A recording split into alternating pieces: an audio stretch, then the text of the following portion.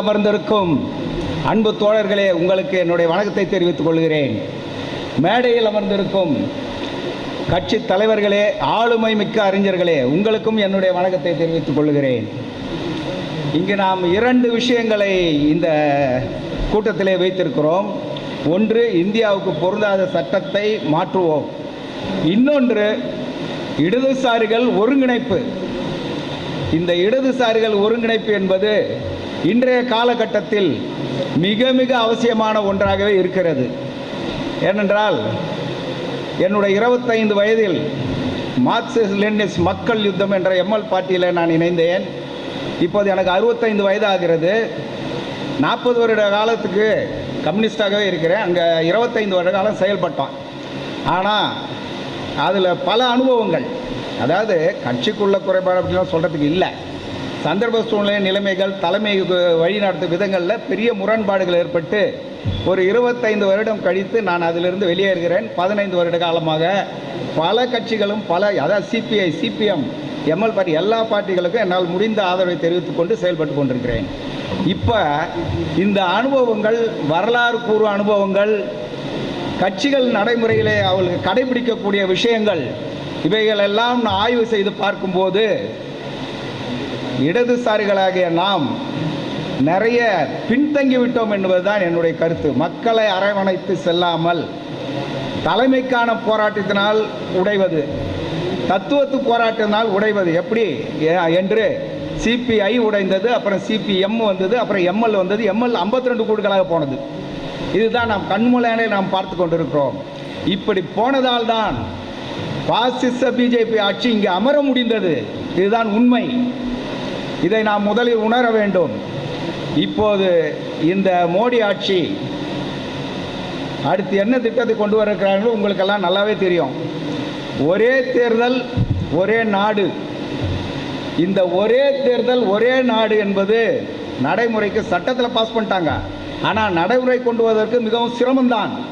இருந்தாலும் அப்படி தப்பித்தவரை நடைமுறை கொண்டு வந்து விட்டால் என்ன நடக்கும் என்பதை நாம் கனவில் கூட நம்ம நினைத்து பார்க்க முடியாத அளவுக்கு மோசமான ஒரு விளைவுகள் நிகழும் இந்த இந்திய நாட்டிலே.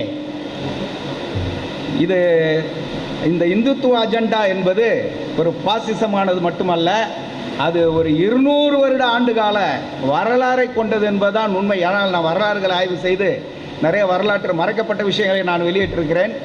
யூடியூப்லேயும் டெலிகிராம்லேயும் அது நிறைய வருது. இதில் என்னென்னா, இந்த மோடியை இயக்குகிற இந்துத்துவ சக்தியான ஆர்எஸ்எஸ் எப்படி இது பாசிசை நோக்கி அழைத்து சென்று கொண்டிருக்கிறது. இதற்கு நான் சொல்லி உங்களுக்கு தெரிய வேண்டியதில்லை. ஏராளமான விஷயங்கள் நமக்கு தெரிந்த விஷயம்தான். குறிப்பாக மணிப்பூரில் இன்றைக்கி என்ன நடக்குது? ஒரே கலவரம், படுகொலைகள், கொள்ளைகள், வன்புணர்ச்சிகள் எல்லாம் நடக்குது. ஆனால் இந்த அரசு என்ன செய்யுது? ஒன்றும் செய்யலை, போய் பார்க்க கூட இல்லை. அப்போ என்னன்னா, இவங்களுடைய ஆட்சி அஜெண்டா என்பது ஆர்எஸ்எஸ் அஜெண்டா, இந்துத்துவ அஜெண்டா. அது என்ன சொல்கிறது என்றால், இந்த நாடு முழுக்க முழுக்க இந்து அல்ல, இந்துத்துவாவின் கொள்கையில் தான் வழிபடுத்த வேண்டும். முதலாளிகளும் நிலப்பிரபுகள் தான் அதிகாரத்தில் இருக்க வேண்டும். குறிப்பாக கம்யூனிஸ்டுகள் ஒழிக்கப்பட வேண்டும் என்ற இதை நோக்கி அது நகர்கிறது என்பதை நாம் உணர்ந்து கொள்ள வேண்டும்.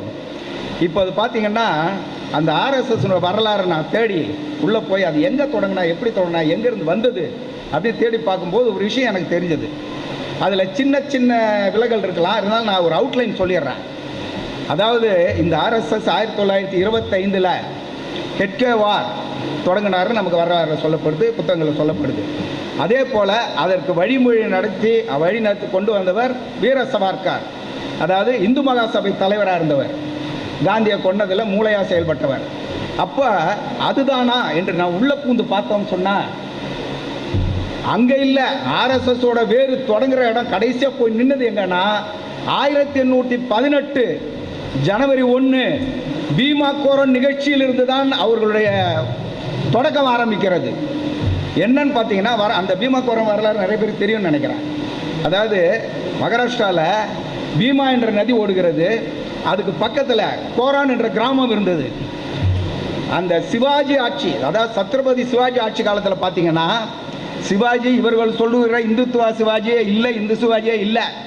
சிவாஜியுடைய 30,000 படை வீரர்களில் 10,000 பேர் இஸ்லாமியர்கள், 12 தளபதிகள் இஸ்லாமியர்கள். இவங்க அதை வச்சுன்னு பொய் சொல்லி ஏமாத்தின்னு இருக்கிறாங்க. உண்மையிலேயே வரலாறுல சிவாஜி ஒன்றும் அப்படி இல்லை. ஏழைகளின் நண்பன். நிலங்க அதாவது விவசாயம் பண்ணுற விவசாயிக்கு பணம் கட்ட முடியல, வறட்சி ஆகி போச்சுன்னா தள்ளுபடி பண்ணார் கடனை. அந்த காலத்திலேயே உண்மையிலே சிவாஜி வேற, இவங்க சொல்கிற சிவாஜி வேற. அது மறைக்கப்பட்ட வரலாறுல யூடியூப்பில் என்னோட ஸ்பீச் வரும், கேட்டு அதை ஆதாரத்தோடு நான் அதை விளக்கியிருக்கிறேன். நிறைய பேருக்கு தெரியாது. ஆகவே தோழர்களே, அந்த பீமா கோரன் நிகழ்வு என்னவென்றால் 1818 அந்த பீமா கோரனுக்கு, அந்த பீமா நதி ஓரத்தில் இந்த கோரன் கிராமத்தில் 900 பேர் கொண்ட ஆங்கிலேயர் படை அங்கே இருந்தது. அதில் 600 பேர் மகர்கள் என்று சொல்லக்கூடிய மராட்டிய தாழ்த்தப்பட்ட மக்கள். அவங்க ஏன் வெள்ளைக்காரங்கிட்ட போனாங்க, எதுக்காக போனாங்க அப்படின்னு பார்க்கும்போது, சிவாஜி இருந்த காலத்தில் அந்த மகர்களுக்கு பெரும் மதிப்பும் போரில் படைகள் கொடுத்தோம், ஆயுதங்களை கொடுத்தோம், அவர் பாதுகாத்தார்.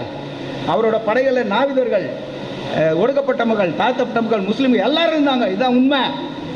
ஆனால் இவங்க மாற்றி சொல்லி ஏமாத்தின்னு இருக்கிறாங்க.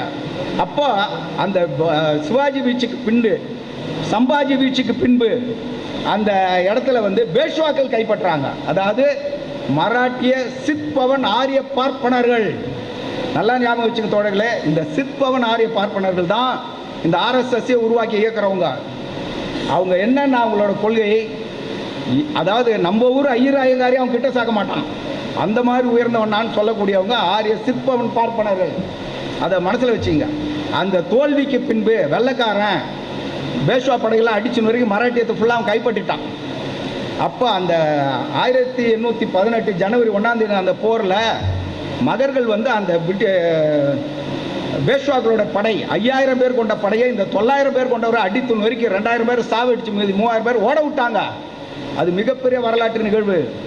அந்த இடத்துல அந்த வெள்ளைக்கார படைத்தலைவன் ஒரு வேலையை செய்தான். நீங்கள் இதெல்லாம் சேர்ந்து இவ்வளோ பெரிய படையை அடித்து துரத்திட்டீங்க, நீங்கள் தான் உண்மையான மாவீரர்கள், இங்கே ஒரு வெற்றி சின்னம் அமைக்கணும்னு சொல்லி ஒரு பெரிய தூணை கட்டினான். அந்த தூண் இன்னைக்கு வரையும் இருக்குது. அம்பேத்கர் உள்பட எல்லாரும் ஜனவரி 1ஆம் தேதி போய் அந்த பீமா கோரன் கூட்டத்தில் கலந்துக்கிட்டாங்க. இன்றைக்கும் எல்லோரும் அங்கே வந்து லட்சக்கணக்கான மக்கள் ஜனவரி 1ஆம் தேதி பீமா கோரன் தூணுக்கு போயிட்டு நன்றி செலுத்துவது, ஊர்வலம் செய்வது, அதை வெற்றி சின்னம் கொண்டாடுவது மாதிரி தான் இருக்கார் இன்னைக்கு வரையும். அப்போ அந்த மாதிரியான அந்த இதில் அந்த மகர்கள் வந்து பெரிய வெற்றி ஈட்டி கொடுத்த பிறகு பேஷ்வாக்களுக்கு ரொம்ப அவமானம் ஆயிடுச்சு. நம்மளால் விரட்டி அடிக்கப்பட்ட, நம்மளால் தொடக்கூடாத இந்த கீழ்த்தரமான ஆட்கள் நம்மை தோற்கடித்து விட்டார்கள். ஆகவே நாம் என்ன செய்யணும், இனிமேல் நம்மளுடைய ஆட்சியெல்லாம் போய்விட்டது, வெள்ளைக்காரன் ஃபுல்லாக பிடிச்சி ஆட்சி செய்கிறான், நாம் இனிமேல் எப்படி வளருவது திட்டம் போடுறாங்க. திட்டம் போடும்போது அந்த மொத்தத்தில் பார்த்தீங்கன்னா ஒரு 30,000 பேர் தான் இருப்பானுங்க, பூனாலையும் நாக்பூர்லேயும், வேறு எங்கேயும் இல்லை. அப்போ அவங்க திட்டமிட்டு எல்லா இடங்களையும் ஊடுருவது, அரசர்களுடைய அரசை ஊடுருவது, வெள்ளைக்காரனோட படைகள் ஊடுருவது, எல்லாத்தையும் ஊடுருவி நாம் இந்தியா கைப்பற்றணும்னு திட்டம் போடுறாங்க. அப்போ ஆரிய சமாஜம் தொடங்கினாலும் ஊடுருவினாங்க, பிரம்ம சமாஜம் தொடங்கினாலும் ஊடுருவினாங்க, இந்து மகாசபையை தொடங்கி முழுமையாக உட்கார்ந்தாங்க. அதுக்கு பிறகு தான் 1925 ஆர்எஸ்எஸ் ஆரம்பிக்கிறாங்க. இப்போ அவங்களோட நிலைமை என்னன்னு பார்த்தோம்னா, சங்கல்ப் அகாடமின்னு டெல்லியில் வச்சுருக்காங்க, உங்களுக்கெல்லாம் தெரியும். அந்த சங்கல்ப் அகாடமி முழுக்க முழுக்க ஆர்எஸ்எஸ் உடைய அமைப்பு. அது கடந்த ஒரு 30 வருட காலத்துக்கு மேலாக ஐஏஎஸ் ஐபிஎஸ் ஆளுங்களை தயார்படுத்தி அனுப்புது. அப்போ இந்த இன்னைக்கு பார்த்தீங்கன்னா நாடு முழுவதும் 620 பேர் அந்த சங்கல்ப் அகாடமிலேருந்து ஐஏஎஸ்ஸாக தேர்வு பெற்று வந்திருக்காங்க, ஐபிஎஸ் தேர்வு பெற்று வந்திருக்காங்க, நிறைய அரசு பதவிகளில் விழுந்திருக்காங்க. இன்னைக்கு வந்து மோடி வந்த பிறகு இராணுவ தளபதி ஆர்எஸ்எஸ், நீதிபதிகள்லாம் ஆர்எஸ்எஸ்ஸாக இருக்கணும், இல்லாட்டி அவங்க சொல்கிறத கேட்கணும்.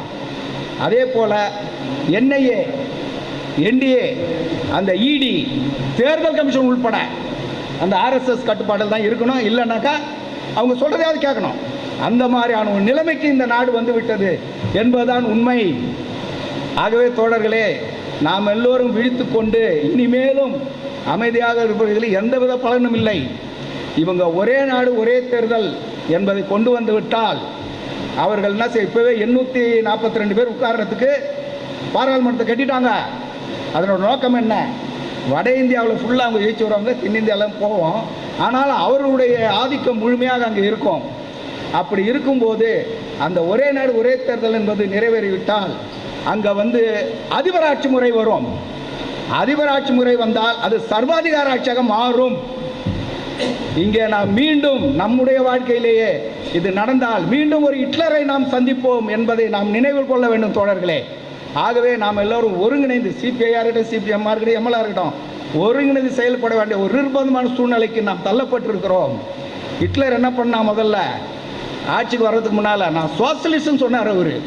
அவர் கட்சி சோசியலிஸ்ட் கட்சின்னு சொன்னார் ஹிட்லர், உண்மையிலேயே ஆரம்பிக்கும் முன்னால்.